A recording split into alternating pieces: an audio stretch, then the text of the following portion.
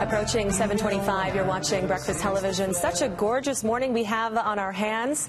Well, systemic racism within police institutions has been front and center in the media in the last couple of weeks. But according to Vancouver's top cop, it does not exist within the VPD. Joining us now is Stephanie Allen with the Federation of Black Canadians once again. Good morning, Stephanie. Good morning.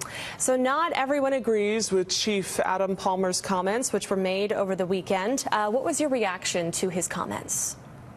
I think it's a comment that reflects what a lot of folks will say about their personal experiences. And oftentimes, white Canadians don't have personal experiences of systemic racism, so they have to rely on anecdotes. But what we know from research is that systemic racism is present in our society, and it's very reasonable then to conclude that it exists in our institutions. There are research studies that demonstrate how racism shows up systemically.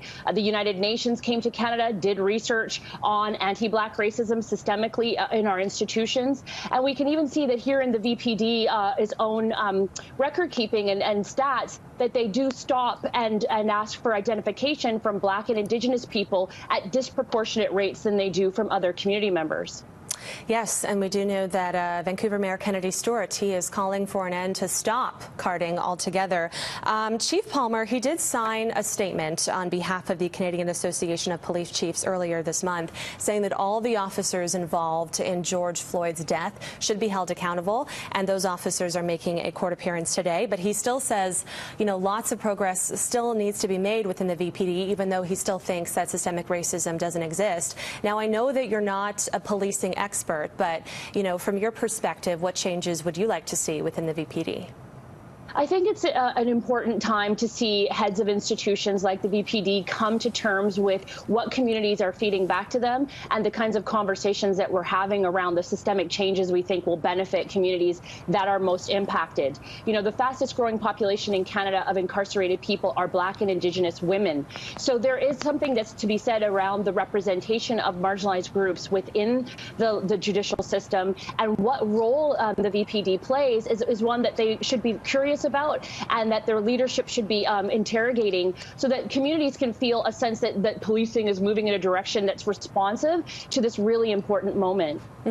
Okay, let's continue the conversation on addressing systemic racism. We are starting to see some changes, you know, in the entertainment world, and just certain phrases that people are now using. Let's start with the Dixie Chicks.